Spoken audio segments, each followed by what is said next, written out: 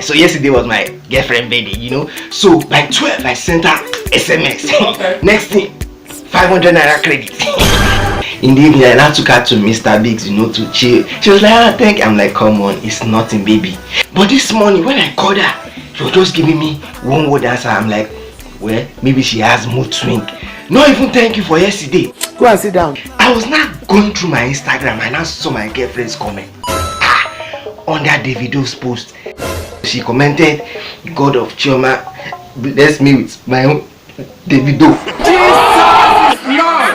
It's not like explaining me, but after all I've done for you, I don't know why Davido decided to shake this table. Why now? Is this what we are doing now? It's getting too much. I've been calling her now. She's not picking. Why? Since then, my money has been doing me. I thought I'm having malaria.